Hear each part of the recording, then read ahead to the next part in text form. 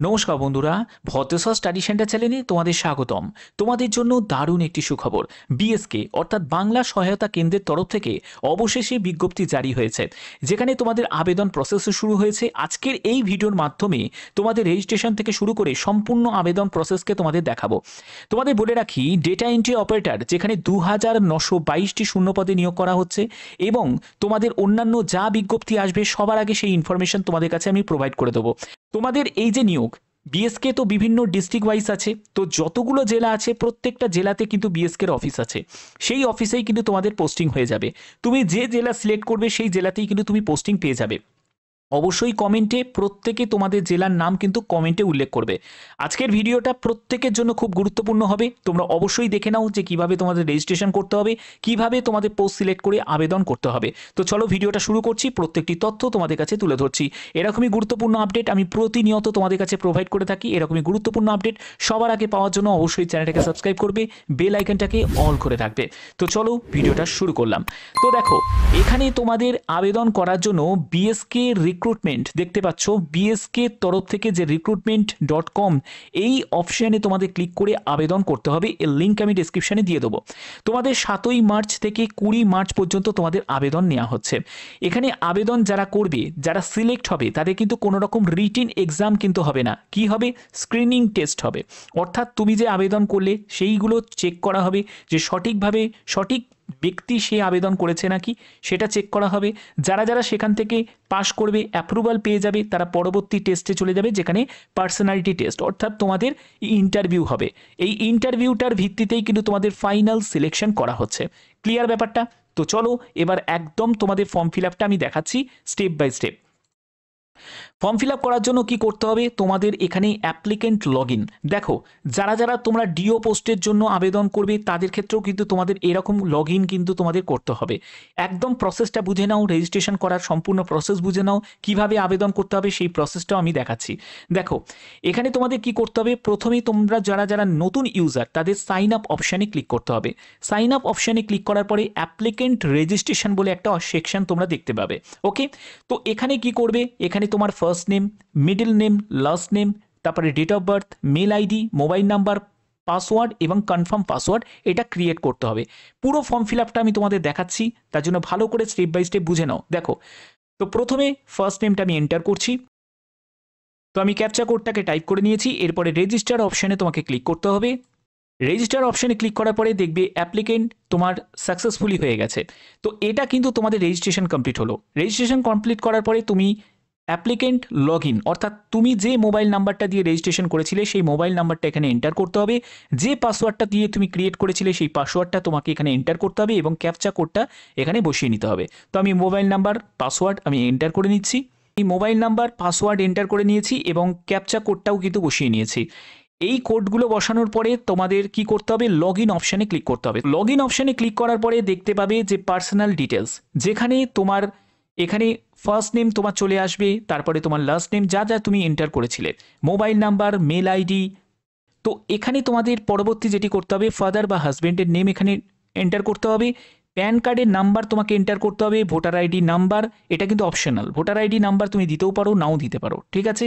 তারপরে হচ্ছে তোমার প্রেজেন্ট অ্যাড্রেস তোমাকে এখানে দিতে হবে, মানে তোমার অ্যাড্রেসের সম্পূর্ণ ডিটেলসটা তুমি এখানে এন্টার করবে, ঠিক আছে। যা যা আছে সেটা কিন্তু আধার কার্ডের দেখে সেটা টাইপ করবে। ওকে, তারপরে যদি প্রেজেন্ট অ্যাড্রেস আর তোমাদের যদি সেম হয়ে থাকে পার্মানেন্ট অ্যাড্রেসের সাথে, তাদের সেম অ্যাজ প্রেজেন্ট অ্যাড্রেসে চেকবক্সে ক্লিক করে দেবে এবং তোমাকে এখানে আপলোড ক্যান্ডিডেট ইমেজ অর্থাৎ তোমার একটি ছবি 200 কেবির মধ্যে হতে হবে জেপিজি ফরম্যাটে, সেটা এখানে আপলোড করতে হবে।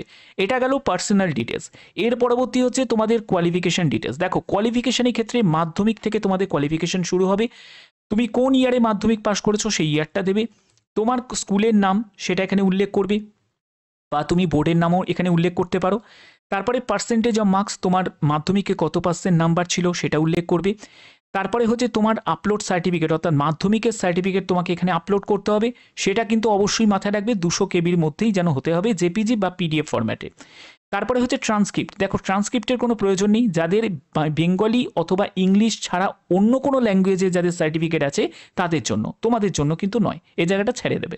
এর পরবর্তী হচ্ছে তোমাদের higher secondary examination. Higher secondary এক্সামিনেশনে হচ্ছে তোমার কী সাবজেক্ট ছিল সেটা মেনশন করবে, কোন ইয়ারে তুমি হায়ার সেকেন্ডারি পাস করেছো, কোন স্কুল থেকে বা কোন বোর্ড থেকে, সেই বোর্ডটা তোমাকে মেনশন করতে হবে। পার্সেন্টেজ অফ মার্কস, তোমার পার্সেন্টেজ কত ছিল সেটা মেনশন করবে। আপলোড সার্টিফিকেট, অর্থাৎ তোমাকে এখানে সার্টিফিকেট আপলোড করতে হবে 200 কেবির মধ্যে পিডিএফ বা জেপিজি ফরম্যাটে। ঠিক আছে, ট্রান্সক্রিপ্টের কোনো প্রয়োজন নেই, ছেড়ে দেবে। এরপরে হচ্ছে হায়ার এডুকেশন ডিটেলস, অর্থাৎ তোমার যদি গ্র্যাজুয়েশন করা থাকে সেই গ্র্যাজুয়েশন সেটা কিন্তু মেনশন করবে, তুমি বিকম, বিএ বা বিএসসি সেটা মেনশন করবে।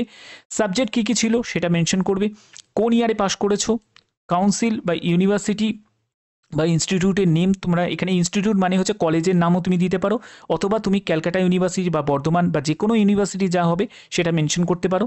পার্সেন্টেজ অফ মার্কস, অর্থাৎ তোমার গ্র্যাজুয়েশনে পার্সেন্টেজ কত ছিল সেটা মেনশন করবে, কোন ডিভিশন বা গ্রেডে পাস করেছো সেটা মেনশন করবে। কোনো রিমার্ক যদি থাকে, ঠিক আছে, কোনো মানে তুমি কোনো পুরস্কার পেয়েছো বা এরকম টাইপের যদি কিছু থাকে সেটা কিন্তু মেনশন করতে পারো, বাট এটা না করলেও চলবে। আপলোড সার্টিফিকেট, অর্থাৎ তোমাদের গ্র্যাজুয়েশনের সার্টিফিকেট আপলোড করতে হবে, ট্রান্সক্রিপ্টের কোনো জায়গা নেই, ছেড়ে দেবে। এরপরে হচ্ছে প্রফেশনাল এক্সপিরিয়েন্স, যদি তোমার কোনো এক্সপিরিয়েন্স থাকে, তার কোন ডেটে তুমি জয়েন করেছিল, কত বছরের তোমার এক্সপিরিয়েন্স আছে, এমপ্লয়ের নাম, তোমার কন্ট্যাক্ট নাম্বার, এগুলো কিন্তু সম্পূর্ণ তুমি এখানে দিতে পারো, বা তোমার স্যালারি স্লিপ বা এটা সম্পূর্ণ ডিটেলসটা তুমি এখানে মেনশন করতে পারো। তো এই হলো তোমাদের আবেদন করার প্রসেস। বর্তমানে তোমাদের যে নিয়োগটি করা হচ্ছে সেটা হলো সিনিয়র সফটওয়্যার পার্সোনালে। এরকমই কিন্তু তোমরা যারা যারা ডিওর জন্য ওয়েট করছো, তোমরা ডিওর জন্য ওয়েট করে যাও, কারণ ডিওর জন্য কিন্তু তোমাদের শুধুমাত্র উচ্চ মাধ্যমিক পাস যোগ্যতাতে তোমাদের নিয়োগ করা হবে, যেখানে তোমাদের আবেদন প্রসেস শুরু হয়ে যাবে, এবং সেটা এপ্রিল থেকে মে মাসের মধ্যেই কিন্তু তোমরা যে কোনো আপডেট তোমরা পেয়ে যাবে। যখনই কোনো আপডেট আসবে সবার আগে সেই ইনফরমেশন তোমাদের কাছে পৌঁছে দেবো। এছাড়া তোমরা যদি এখানে আবেদন করতে চাও, এখানে কিন্তু বিটেক, এমটেক এইরকম তোমাদের যোগ্যতা প্রয়োজন যদি থাকে তোমরা আবেদন করতে পারো, যার আবেদনের শেষ তারিখ হচ্ছে 20 মার্চ 2025। ডিওর জন্য তোমাদের আবেদন প্রসেস কিন্তু সেম, যেরকম তোমাদের দেখালাম। তোমরা যারা যারা ডিওর জন্য ওয়েট করছো তারা কিন্তু অবশ্যই রেজিস্ট্রেশন প্রসেসটা একবার দেখে নিও, এবং রেজিস্ট্রেশনটা তোমরা করে রেখো, কারণ তোমাদের যখন আবেদন শুরু হয়ে যাবে রেজিস্ট্রেশন করা থাকলে তোমাদের আবেদন করতে অনেক সুবিধা হবে। আশা করি তোমাদের বোঝাতে পারলাম। ওকে, শুধুমাত্র ডিও পোস্টের জন্য যারা ওয়েট করছো তারা ওয়েট করে যাও। ডিওর জন্য তোমাদের 2922টি শূন্যপদে তোমাদের ডিও পোস্টের জন্য নিয়োগ করা হবে। এর জন্য তোমাদের আবেদন কিন্তু খুব শীঘ্রই কিন্তু শুরু হয়ে যাবে। আবেদন কবে থেকে শুরু হবে আমি সেই ব্যাপারটা তোমাদের বলে দিই। আবেদন তোমাদের শুরু হবে হচ্ছে এপ্রিল থেকে মে মাসের মধ্যে তোমাদের আবেদন প্রসেস শুরু হয়ে যাবে, বা যাবতীয় যা আপডেট আসবে সবার আগে সেই আপডেট তোমাদের কাছে পৌঁছে দেবো। কারণ পশ্চিমবঙ্গের ব্যাপার কোনো নির্দিষ্ট করে বলা সম্ভব হয় না, বিভিন্ন কারণের জন্য কিন্তু হোল্ডে চলে যায়। তো যাই হোক না কেন, যে আপডেটই থাকুক না কেন, তোমাদের সেই আপডেট কিন্তু পৌঁছে দেবো। ডিও পোস্টের জন্য জানি তোমরা প্রত্যেকে অপেক্ষা করছো, একটু অপেক্ষা করে যাও। যখনই তোমাদের এই রিলেটেড আর কোনো ইনফরমেশন আসবে সবার আগে সেই ইনফরমেশন আমি পৌঁছে দেবো। আশা করি তোমাদের ভিডিওটার প্রত্যেকটি তথ্য তোমাদের কাছে তুলে ধরেছি। এরকমই গুরুত্বপূর্ণ প্রতিনিয়ত আপডেট পাওয়ার জন্য অবশ্যই তোমরা চ্যানেলটাকে সাবস্ক্রাইব করে রাখবে, বেল আইকনটাকে অল করে রাখবে, কারণ আমার চ্যানেলের মেন উদ্দেশ্য তোমাদের কাছে বিভিন্ন ধরনের আপডেটগুলো সরাসরি পৌঁছে দেওয়া। এরকমই গুরুত্বপূর্ণ আপডেট সবার আগে পেয়ে যাবে, তার জন্য অবশ্যই চ্যানেলটাকে সাবস্ক্রাইব করে রাখবে, বেল আইকনটাকে অল করে রাখবে। এখনের মতো এটুকুই, টাটা।